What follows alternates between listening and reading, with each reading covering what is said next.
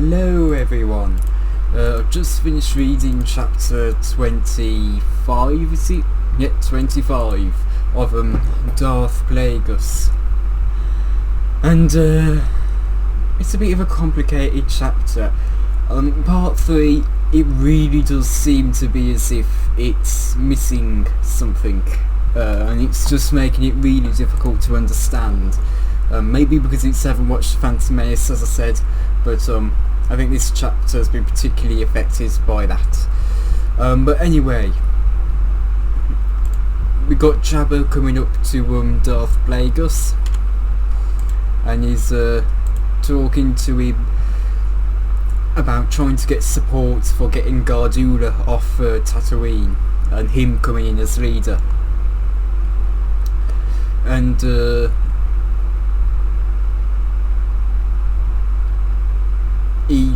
Jabba tries to get Plagueis' support, and that he's aware of the Bando Gora, which are some assassins, and that's they have a new leader and are trying to get in new recruits, and how some of those recruits were, and how their new leader is a former Jedi, but there's nothing really too much importance so far surrounding that. I'm not sure what that conducts, but anyway, I'm just going to read off my summaries for the following parts in the chapter. Dooku has a conversation with Palpatine and pretty much just reveals he's on the verge of leaving the Jedi Order, and how if one more Jedi dies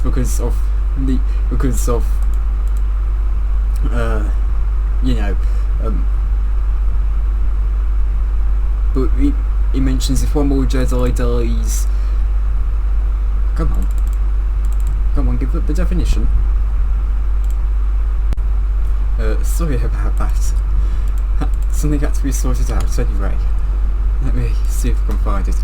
Right then. But Dooku, he pretty much made the stance that if one more Jedi dies because of the Order's just laziness to actually, or the Republic's moral vagueness,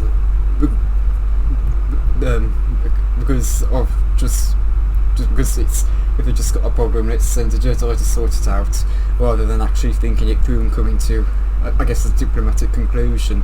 Then Dooku will just turn his back on the council and leave the Jedi. And in my notes I put in that Dooku is on the verge of leaving the Jedi Order, and he's wanting to partner up with Palpatine, and this leaves him open for exploitation by Palpatine, to have him help the remote worlds neglected by the Republic, and get them to, of course, unite into the Separatists. In addition, the Republic likely pushing the Trade Federation out of the Republic.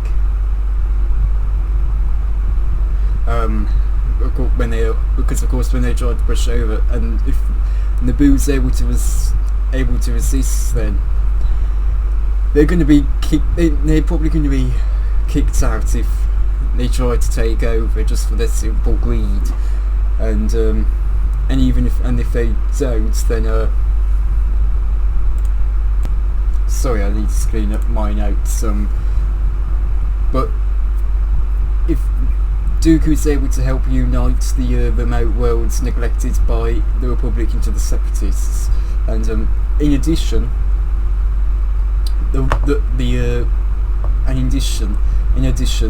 Republic will likely push the Trade Federation out of the Republic if they fail to take over Naboo, and because they won't make it seem like they're in control anymore. They won't make it seem like they're in control, and instead,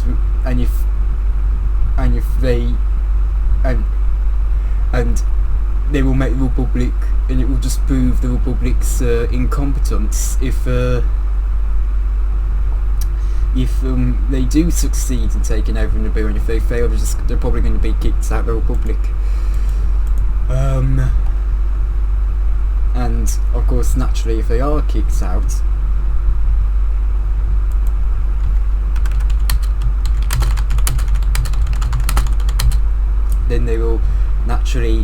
go back to those remote worlds they have that rely on them, and Dooku's of course united them, so we get up to Attack of the Clones already, but then we also get onto Palpatine trying to bring Padme into the mix trying to get her to be the Queen and take Varuna's place. And sorry for all this out of breath of it. It is these last 9 chapters are really difficult to keep track of. But if Palpatine can get Padme to become the Queen of Naboo, he can. Well, she won't really support the taxation of those free trade routes for the free of charge routes, because of what I mentioned earlier, from what I mentioned in the last video, that, well, by supporting that, it can allow the Separatists to overrun Naboo. But Palpatine says that she doesn't need to make a stand against that. She doesn't need to make a stand for that, or against that, whatever it was. She wouldn't have to take a stand for that. And that she would only have to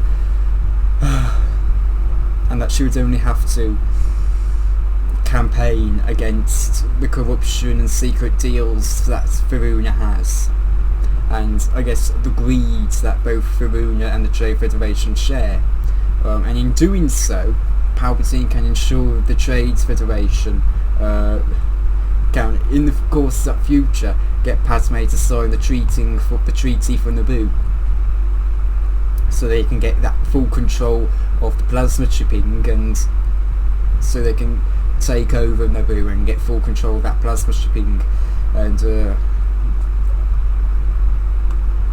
if they succeed in that, as we just established, it would speak to the Republic's negligence, and how the Republic, and even there, if Padme is bringing up that corruption, it's going to prove how the Republic aren't doing anything to help. So yeah, this is, I think I'm reaching a point with Plagueis where it's made me think so much I'm struggling to keep track of everything you need to remember, and that's the problem with Plagueis. I think that's the big thing with Plagueis. You need to remember pretty much anything that's of current significance, and if you fail to do that, you're going to struggle with the book. So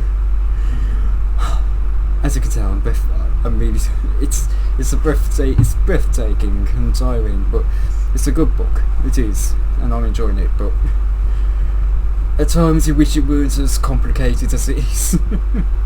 But thank you all for watching. I personally enjoyed the chapter, but I did, again, as I've been mentioning, I struggled with trying to keep track of everything. I think part 3 has just been a bit confusing for me, and I've been struggling to keep up with it.